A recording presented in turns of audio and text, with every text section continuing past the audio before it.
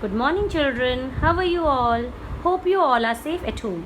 Children, in the last Zoom session, we have started the chapter calorimetry.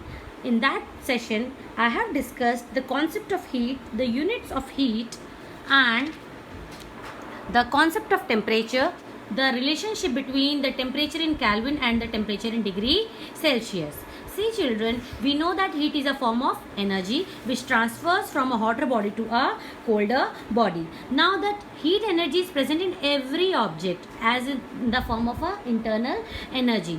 That internal energy consists of made up of two types of energies. First of all, it is the kinetic energy and the potential energy of the body. From where that kinetic energy, we know that the molecules of an object or a matter is in a state of continuous random motion. So from that random motion, it has some kinetic energy, whereas the molecules have mutual attractive forces as well. So it has potential energy. So when we add the kinetic energy and the potential energy of the molecules, it has that internal energy which is stored in the form of heat. Okay, now after that we have discussed that the unit of heat is joule, and the other most commonly used units of heat is calorie. And what is the definition of calorie? 1 calorie is the amount of heat energy, is the quantity of heat energy required to raise the temperature of 1 gram of water by 1 degree Celsius. After that, we have discussed the relationship between calorie and the joule, which is very important. It comes many times in the exam. So 1 calorie equals to 4.2 joule, whereas 1 kilocalorie means 1000 calories. Okay children, 1 kilocalorie equals to 1000 calories. 1 kilocalorie equals to 4200 joule. Now temperature, what is the temperature? Temperature only determines the direction of flow of heat. That means the heat will transfer from a body at a lower temperature to at a lower body from a body at a higher temperature to a body at a lower temperature, children. Okay, temperature is a parameter which tells the thermal state of a body, that is the degree of hotness or coldness of body, children.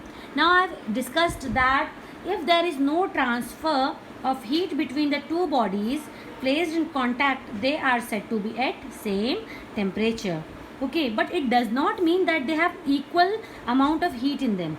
Okay children, now we have discussed that the quantity of heat present in a body depends on its mass, depends on its rise in temperature, then next it depends on the material of the body. Okay children, and we have seen that the quantity, the amount of heat energy absorbed is directly proportional to the mass of the body. More the mass of the body, more will be the heat absorbed by the body to raise its temperature. Likewise, objects with second factor was the temperature.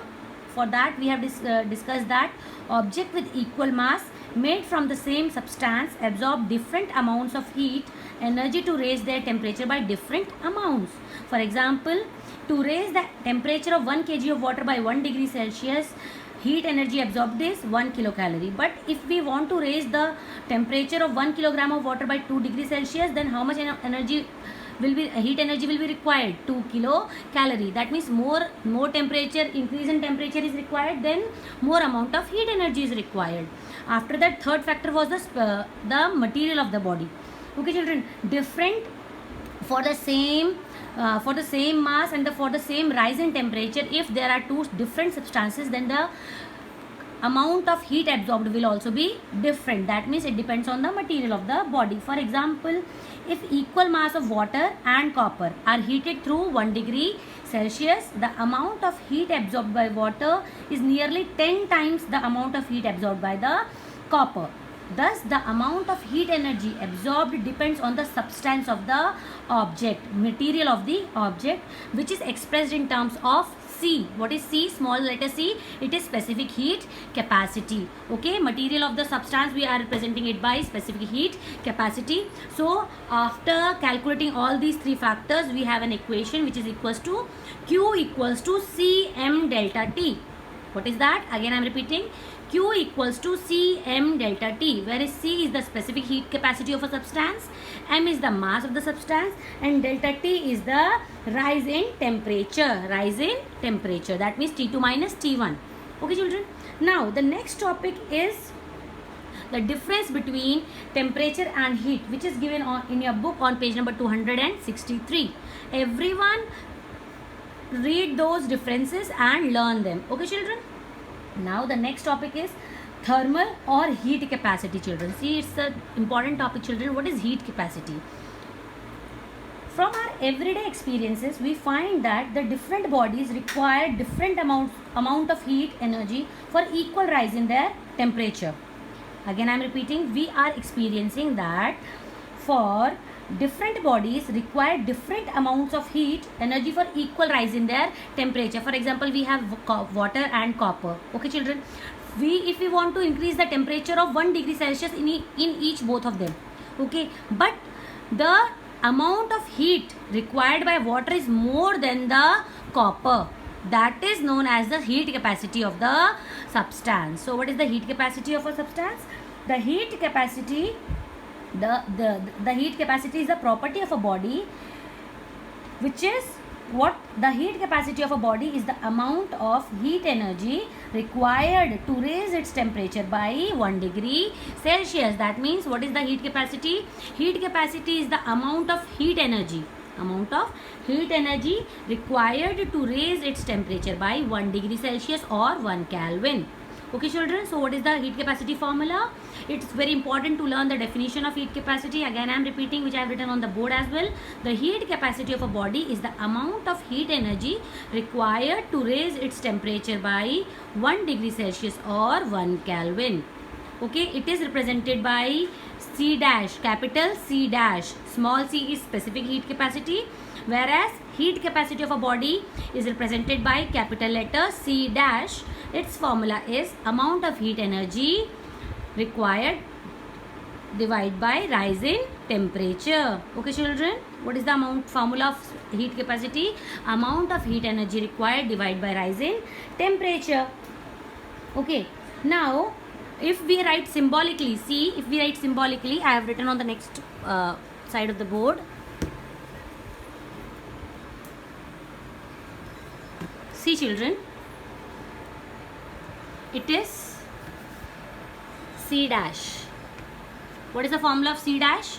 The amount of heat energy. Amount of heat energy is represented by Q. Divide by rise in temperature. Rise in temperature will be represented by delta T. So the formula of heat capacity is Q by delta T. Now going to the units of heat capacity.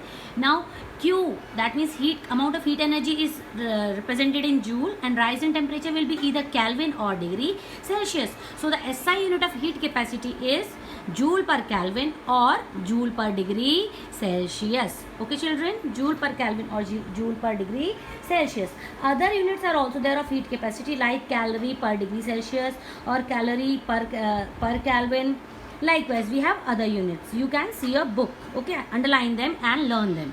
Next, specific heat capacity. What is specific heat capacity of the children? See, children, when heat capacity of a body, when expressed for the unit mass, when I am saying what? When heat capacity we are expressing, heat capacity when expressed for a unit mass. Heat capacity when expressed for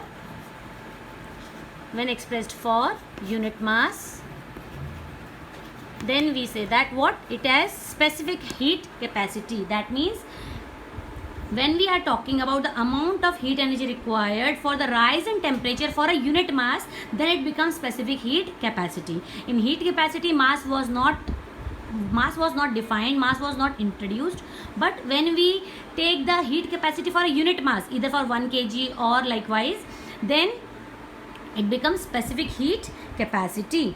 So the specific heat capacity of a substance is defined as the heat capacity per unit mass of a body.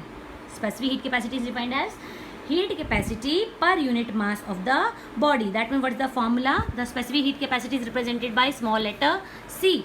Now the formula of specific heat capacity is what? Small letter C equals to heat capacity per unit mass. That means heat capacity by per. Per means divide always. Okay. per unit mass. Okay, mass of the body. Okay children, see, so what is the specific heat capacity formula? C equals to heat capacity per unit mass of the body. Okay children, see now,